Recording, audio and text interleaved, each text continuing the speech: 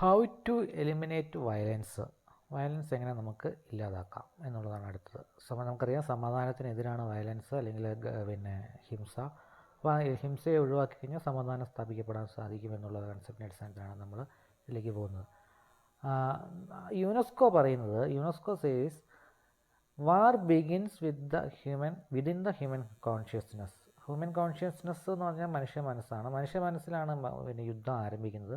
It's defence to be created there only. അതായത് ഇതിനു വേണ്ടിയുള്ള പ്രതിരോധം മനസ്സിലാണ് യുദ്ധം ആരംഭിക്കുന്നതെങ്കിൽ അതിനുള്ള പ്രതിരോധവും ആ മനസ്സിൽ തന്നെയാണ്, അല്ലെങ്കിൽ മനസ്സിൽ തന്നെയാണ് പ്രതിരോധവും ഉണ്ടാകേണ്ടതെന്നുള്ളതാണ്.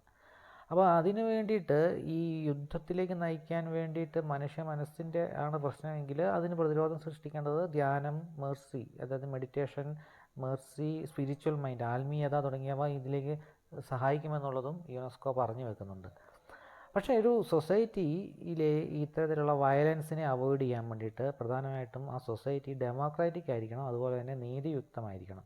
Democratic and justful society to be created in order to avoid structural violence. Peace is a process. It cannot be bring suddenly. ഒരു പ്രത്യേക സമയം കൊണ്ട് ഒരു സ്വിച്ച് ഇട്ടാൽ ഉണ്ടാകുന്നതല്ല സമാധാനം. അതൊരു പ്രോസസ്സാണ്, ഒരു ലോങ് ടേം പ്രോസസ്സാണ്.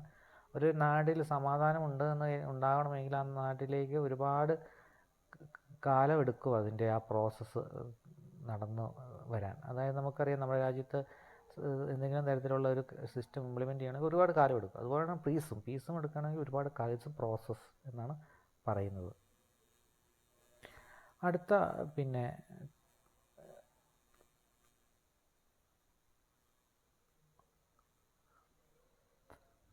ഈ പീസിനെ നമുക്ക് ഡിഫൈൻ ചെയ്യാൻ സാധിക്കും. പീസിനെ പ്രധാനമായിട്ടും ഡിഫൈൻ ചെയ്യുന്നത് ഇങ്ങനെയാണ്. പീസ് ഈസ് എ സംതൃപ്തരായ ജനങ്ങളുടെ സമാധാനപരമായ സഹവർത്തിത്വമാണ് സമാധാനം. സമാധാനത്തെ ഡെഫിനിഷൻ ഓഫ് എ പീസ് എന്ന് പറഞ്ഞു കഴിഞ്ഞാൽ a harmonious coexistence of contented people. സംതൃപ്തരായ ജനങ്ങളുടെ സമാധാനപരമായ സഹവർത്തിത്വമാണ് സമാധാനം. ഇവിടെ 3 കാര്യങ്ങളാണ് പ്രധാനമായിട്ടും വരുന്നത്. ഒന്ന് ഹാർമോണിയസ് കോഎക്സിസ്റ്റൻസ് ആൻഡ് കണ്ടന്റഡ് പീപ്പിൾ. 2 കാര്യങ്ങൾ. ഈ 2 കാര്യങ്ങൾ ഉണ്ടാവണം ഒരു നാട്ടിൽ സമാധാനം ഉണ്ടാവണമെങ്കിൽ. Can violence promote peace? Violence promote ചെയ്യുമോ, പീസിനെ സമാധാനത്തിലേക്ക് നയിക്കുമോ വയലൻസ് എന്നുള്ളത്? അതിന് 2 വാദങ്ങളാണ് അതിനകത്ത് പ്രധാനമായിട്ടും ഉയർന്നു വരുന്നത്. 2 വാദങ്ങൾ. ഒന്നാമത്തെ വാദം എന്ന് പറയുന്നത് സം സേസ്, അതായത് ചിലർ പറയുന്നത് പീസ് എന്ന് പറയുന്നത് വയലൻസ് വഴി ചിലപ്പോൾ ആവശ്യമാണ്. പീസ് കൊണ്ടുവരാൻ, സമാധാനം കൊണ്ടുവരാൻ സംടൈംസ് ഇറ്റ് ഈസ് നെസസറി. കാരണം violent liberation struggle of A oppressed people, ചില അടിച്ചമർത്തപ്പെട്ട ആളുകളുടെ അടിച്ചമർത്തപ്പെട്ട ആളുകളെ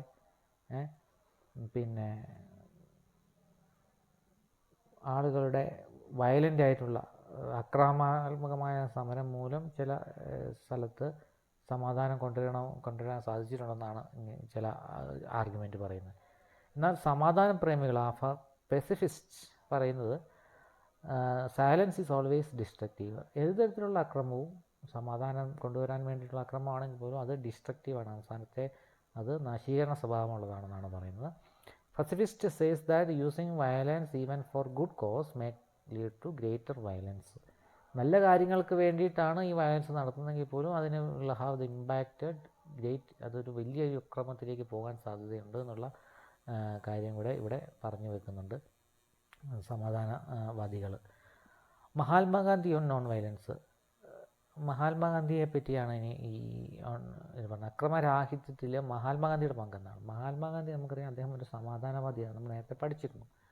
അദ്ദേഹത്തിൻ്റെ പ്രധാനപ്പെട്ട വാദം എന്ന് പറഞ്ഞാൽ അദ്ദേഹം സമാധാനത്തിൻ്റെയും അക്രമരാഹിത്യത്തിനും വേണ്ടിയിട്ട് ഉള്ള മുന്നണി പോരാളിയാണ്. He is a great apostle of peace and non violence. He argued for non violent form of resistance. ഏത് തരത്തിലുള്ള സമരമുഖമാണെങ്കിലും അത് അക്രമരാഹിത്യത്തിൽ കൂടി ഉള്ളതായിരിക്കണമെന്നുള്ളതാണ് അദ്ദേഹത്തിൻ്റെ വാദഗതി. Gandhiji put forward a new form of non violence.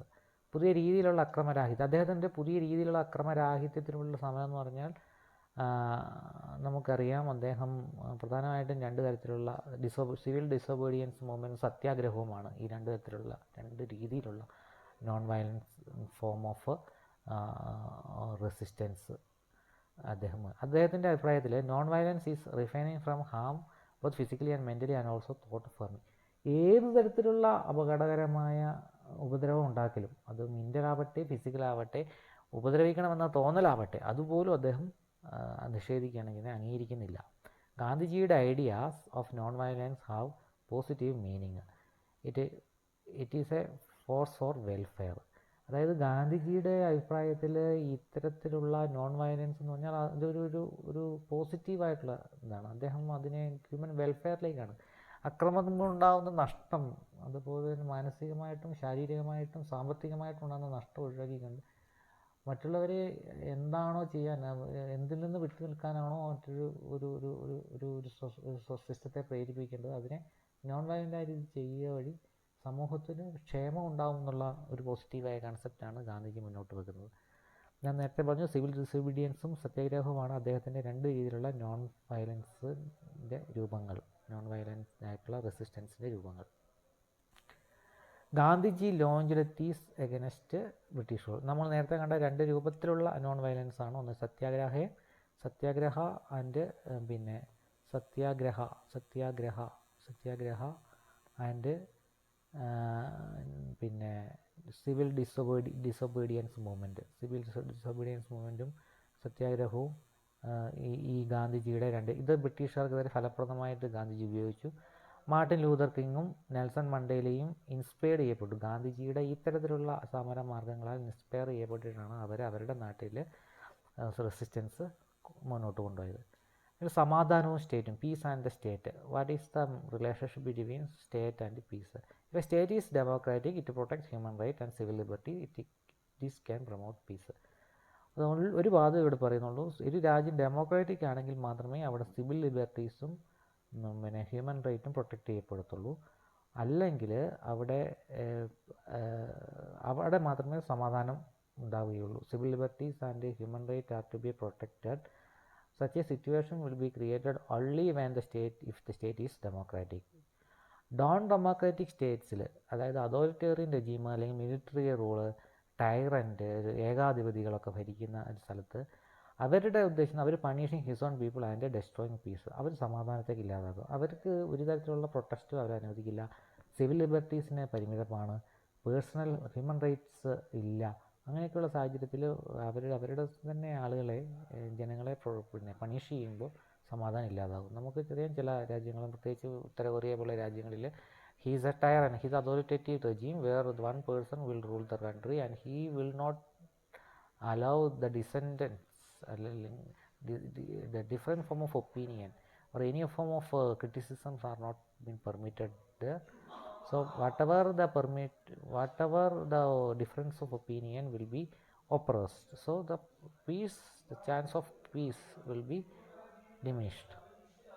War for self-interest by nation state. മറ്റൊരു പ്രശ്നം എന്ന് വെച്ചാൽ നേഷൻ സ്റ്റേറ്റ്സിൻ്റെ പ്രശ്നം എന്ന് വെച്ചാൽ സ്റ്റേറ്റ്സ് തമ്മിലുള്ള യുദ്ധം, അതായത് സ്വന്തം രാജ്യങ്ങൾ തമ്മിലുള്ള യുദ്ധമാണ് മറ്റൊരു പ്രശ്നം. അത് ഏത് രാജ്യവും അവരുടെ രാജ്യത്തിൻ്റെ താല്പര്യങ്ങൾക്ക് സംരക്ഷിക്കാൻ വേണ്ടി മറ്റു രാജ്യത്തിനെതിരെ യുദ്ധം ചെയ്യുന്ന ഒരു സാഹചര്യമുണ്ട്. അതിനെ ആണ് നമുക്ക് പീസ് സ്റ്റേറ്റിൻ്റെ കേസിനകത്ത് നമുക്ക് പറയാൻ സാധിക്കും. അടുത്തത് ഹൗ ടു ബ്രിങ് പീസ്. രണ്ട് തരത്തിലുള്ള അപ്രോച്ചാണ് ഈ പീസ് സമാധാനം കൊണ്ടുവരുന്നതിനുള്ളത്. ഒന്ന്, give importance to nation state, അതായത് സ്വതന്ത്ര രാഷ്ട്രങ്ങൾക്കുള്ള പ്രോത്സാഹനം കൊടുക്കുക, നാഷൻ സ്റ്റേറ്റ് ഉണ്ടാവുക. നാഷൻ സ്റ്റേറ്റ് എന്ന് പറയുമ്പോഴത്തേനും ആ നാഷൻ സ്റ്റേറ്റ് അക്സെപ്റ്റൻസ് സോവർജിനിറ്റി, ഓരോ നാഷൻ സ്റ്റേറ്റിൻ്റെയും സോവർജിനിറ്റി, പരമാധികാരം മറ്റൊരു രാജ്യം അംഗീകരിക്കണം. ഒരു രാജ്യത്തിൻ്റെ പരമാധികാരത്തിൽ മറ്റൊരു രാജ്യം ഇടപെടാൻ നിൽക്കുന്നു കഴിഞ്ഞാൽ അവിടെ യുദ്ധമുണ്ടാകും. ആ യുദ്ധം സമാധാനത്തിലേക്ക് നയിക്കും. അതുകൊണ്ട് balance of power between revel state, it will prevent conflicts. ഈ ബാലൻസ് ഓഫ് പവറിൻ്റെ പ്രശ്നം എന്ന് പറഞ്ഞു കഴിഞ്ഞാൽ ഏതെങ്കിലും രണ്ട് രാജ്യങ്ങൾ തമ്മിലുണ്ടാകുന്ന കടുത്ത ശത്രുതയിൽ ഒരു രാജ്യം മറ്റു രാജ്യത്തിന് മുമ്പിൽ എത്തിക്കഴിഞ്ഞാൽ മറ്റു രാജ്യം അതേ രാജ്യത്തിലേക്ക് എത്താൻ വേണ്ടി ശ്രമിക്കുമ്പോൾ കോൺഫ്ലിക്ട്സ് ഉണ്ടാകും. അപ്പോൾ ബാലൻസ് ഓഫ് പവർ എന്ന് പറഞ്ഞു കഴിഞ്ഞാൽ ശക്തി സന്തുലനം എന്നാണ് അർത്ഥം. അപ്പോൾ റഷ്യയും അമേരിക്കയും തമ്മിലൊരു ബാലൻസ് ഓഫ് പവർ ഉണ്ടായതുകൊണ്ടാണ് ആ രാജ്യം തമ്മിൽ യുദ്ധം ഉണ്ടാവാത്തത്. അല്ലെങ്കിൽ ഒരു രാജ്യം മറ്റു രാജ്യത്തെക്കാളും താഴെയാണ്, ഒരു സൈനികമായിട്ട് താഴെയാണ് നിൽക്കുന്നത്. പ്രത്യേകിച്ച് ബാലൻസ് ഓഫ് പവർ സൈനിക ശക്തിയിലാണ് പ്രധാനമായിട്ടാണ്. സൈനിക ശക്തിയിൽ താഴെയാണെങ്കിൽ മറ്റു രാജ്യത്തെ ആക്രമിച്ച് ആ രാജ്യത്തെ കീഴടക്കാനുള്ള ശ്രമം നടത്താറുണ്ട്. മറ്റ് ചില രാജ്യങ്ങൾ. അത് പണ്ട് കാലങ്ങളുണ്ട്, ഇന്നത്തെ കാലങ്ങളിൽ അത് ബാലൻസ് ഓഫ് പവറിലാൽ മെയിൻറ്റെയിൻ ചെയ്ത് പോവുകയാണ് ചെയ്യുന്നത്. Interdependence between nations, it includes economic and social cooperation, this will promote peace. Interdependence എന്ന് പറഞ്ഞു കഴിഞ്ഞാൽ നമുക്കറിയാം, ഒരു രാജ്യം മറ്റൊരു രാജ്യത്തെ ആശ്രയിച്ച് മാത്രമേ ഇന്നത്തെ കാലത്ത് നിലനിൽക്കാൻ കഴിയുള്ളൂ. പ്രത്യേകിച്ച് പിന്നെ നമുക്കറിയാം ഈ യൂറോപ്യൻ യൂണിയൻ എന്ന് പറഞ്ഞു കഴിഞ്ഞാൽ പരസ്പരം അങ്ങോട്ടും ആശ്രയിച്ച് നിൽക്കുകയാണ്. അവർക്ക് പരസ്പരമുള്ള സഹകരണത്തോടുകൂടി, പ്രത്യേകിച്ച് അവർ ഒരു കോമൺ യൂറോ കറൻസി ഉണ്ടാക്കി, അതുപോലെ തന്നെ ഷെങ്കൻ വിസയുണ്ട്. അപ്പോൾ പരസ്പര സഹകരണത്തോടുകൂടി ആ രാജ്യം പണ്ട് വിഭജിച്ച് നിന്ന് പരസ്പരം യുദ്ധം ചെയ്ത രാജ്യങ്ങളായിരുന്നു യൂറോപ്യൻ കോണ്ടിനെൻറ്റ്. ഇന്ന് ആ രാജ്യങ്ങളെല്ലാം പരസ്പര സഹകരണത്തോടെ ഐക്യത്തോടെ നിലനിൽക്കുന്നുണ്ട്. അപ്പോൾ ഇൻ്റർഡിപ്പെൻഡൻസ് ഓഫ് അവർ സോഷ്യോളജിക്കലി ഏതാണ്ട് സെയിം ബാക്ക്ഗ്രൗണ്ടാണ് യൂറോപ്യൻ. പക്ഷേ അവർ തമ്മിൽ നേഷൻ സ്റ്റേറ്റ്സ് തമ്മിൽ യുദ്ധം ഒരുപാട് നടന്നിരുന്നു. പക്ഷേ ഇന്നത്തെ കാലത്ത് ആ യുദ്ധമില്ല. യൂറോപ്യൻ യൂണിയൻ ഒരു കാലത്ത് സമാധാനത്തിന് നോബൽ സമ്മാനം വരെ ലഭിച്ചിരുന്നു. യൂറോപ്യൻ യൂണിയൻ കാരണമാണ് ആ രാജ്യത്ത് ഇന്ന് യുദ്ധമില്ലാതിരിക്കുന്നത് എന്നുള്ളതിൻ്റെ കാരണം കൊണ്ട്. ഇൻ്റർഡിപ്പെൻഡൻസ് ആണ് അവിടെയുള്ള ഉദാഹരണം. Emergence of global community, multinational companies. ഇന്നൊരു കമ്പനിയുടെ ഒരു രാജ്യത്തു നിന്ന് ഉണ്ടാകുന്ന കമ്പനി മറ്റൊരു രാജ്യത്തും വർക്ക് ചെയ്യുന്നുണ്ട്. അപ്പം ഒരുപാട് രാജ്യങ്ങളിലാണ് ഇന്ന് മറ്റു രാജ്യങ്ങൾ പ്രവർത്തിക്കുന്നത്. അവിടെ ബിസിനസ് പോലും മറ്റു രാജ്യങ്ങളിലാണ് നടക്കുന്നത്. അതുപോലെ തന്നെ ഗ്ലോബലൈസേഷൻ മൂലം ഒരു രാജ്യം മൊത്തം ഒരു വിപണിയായി മാറുകയാണ്. അങ്ങനെ ഗ്ലോബൽ കമ്മ്യൂണിറ്റിയുടെ വരവ്, അങ്ങനെ ഇതൊക്കെ ലോക സമാധാനത്തിന് ഹേതുവാകുന്നുണ്ട് എന്നുള്ളതാണ് പഠിക്കേണ്ട ഒരു കാര്യം. അതുപോലെ തന്നെ സമാധാനത്തിന് വിഘാതമാകുന്ന ചലഞ്ചസ് എന്തൊക്കെയാണ്? പ്രധാനപ്പെട്ട challenges: terrorism, of course terrorism. ഈ ഡിസഗ്രിഗേഷൻ ഓഫ് USSR, അതായത് കോൾഡ് വാറിന് ശേഷം ലോകം ഫേസ് ചെയ്യുന്ന ഏറ്റവും വലിയ പ്രശ്നമാണ് ടെററിസം. ഏത് രൂപത്തിലുള്ള ടെററിസവും ഇന്ന് ലോക സമാധാനത്തിന് ഭീഷണിയാണ്. അതുപോലെ തന്നെ unilateral and military actions by powerful countries. ചില രാജ്യങ്ങൾ മറ്റൊരു രാജ്യത്തെ ഏകപക്ഷീയമായിട്ട് ആക്രമിക്കുന്നത്. ഇപ്പോൾ യുക്രൈനെ റഷ്യ ആക്രമിച്ചത് യൂണിലാറ്ററൽ ആയിട്ടുള്ള ആക്രമണമാണ്. അതുപോലെ ഇറാഖിൽ അമേരിക്കയുടെ ഇടപെടൽ. അതുപോലെ ഇത്തരത്തിൽ ഈ അടുത്തിടെ നടന്നിട്ടുള്ള ചില ഇസ്രായേൽ ഗാസ സംഘർഷം, ഇതൊക്കെ യൂണിലാറ്ററൽ മിലിറ്ററി ആക്ഷൻസ് ലോക സമാധാനത്തിന് അല്ലെങ്കിൽ ഭീഷണിയായി മാറുന്നുണ്ട്. ചില രാജ്യങ്ങളിൽ ജനസൈഡ് നടക്കുന്നുണ്ട്, വംശഹത്യകൾ. ഒരു വംശത്തെ മറ്റൊരു വംശമില്ലാതെ. ആഫ്രിക്കൻ രാജ്യങ്ങളിൽ ഇപ്പോൾ ചില ഘട്ടങ്ങൾ ഹോട്ടൽ റുവാണ്ട എന്ന് പറയുന്ന സിനിമ കണ്ടാൽ നമുക്കറിയാം. റുവാണ്ടയിൽ നടന്ന വംശഹത്യ, സുഡാനിൽ അടുത്തിടെ നടന്നിട്ട് ആ രാജ്യം രണ്ടായി. അപ്പോൾ അങ്ങനെയുള്ള വംശഹത്യകൾ ലോക സമാധാനത്തിന് ഭീഷണിയാണ്.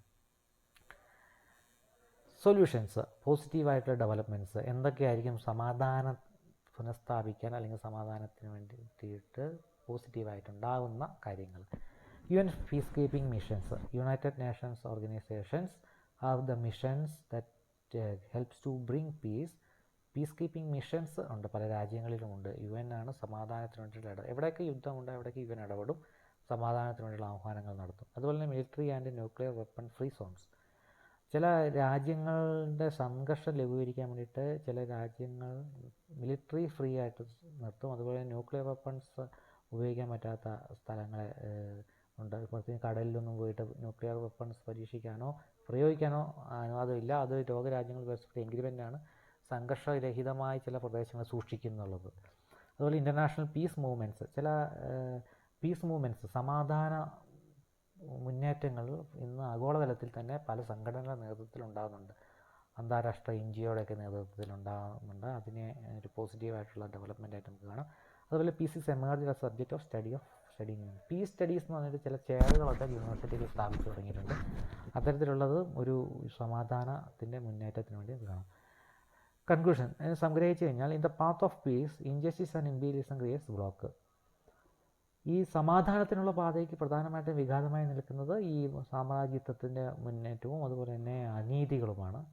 അതുപോലെ തന്നെ through violence defensive mechanism is operated. അതായത് ഇന്ന് ഈ ഡിഫെൻസ് ചെയ്യുന്നത്, ഇപ്പം ഒപ്രസ് ചെയ്യപ്പെടുന്ന ഒപ്രസ്ഡ് ആയിട്ടുള്ള ആൾക്കാർ ഒപ്രസേഴ്സിനെ ഡിഫെൻഡ് ചെയ്യുന്നത് വയലൻസ് വഴിയാണെന്നുള്ളതാണ് അന്നത്തെ മറ്റൊരു പ്രശ്നം. അത് സമാധാനത്തെ ഹനിച്ച് കളയുന്ന ഒരു വിഷയമാണ്. അതുപോലെ തന്നെ ടെററിസവും ethnic and racial conflicts remove peace. നമുക്കറിയാം, നേരത്തെ നമ്മൾ കണ്ടിട്ടുള്ളതാണ് ഈ ടെററിസവും എത്നിക് റേഷ്യൽ സംഘർഷങ്ങൾ. അതുപോലെ തന്നെ we have mile to go to achieve our ultimate goal of world peace. ഇനിയും ഒരുപാട് കാലം മുന്നോട്ട് സഞ്ചരിക്കേണ്ടതുണ്ട് ലോക സമാധാനത്തിലേക്ക് എത്താൻ എന്നുള്ളതാണ് ഒരു കൺക്ലൂഷനായിട്ട് വരുന്നത്. സമാധാനം എന്ന് പറയുന്നത് ഒരു സുപ്രഭാതത്തിൽ സംഭവിക്കുന്ന കാര്യമല്ല, അതൊരു ലോങ് ടൈം പ്രോസസ്സാണ്. It will take some time. So it needs some time, and also it needs lot of process എന്നുള്ളതാണ് ഇതിനുള്ള കൺക്ലൂഷനായിട്ട് വരുന്നത്.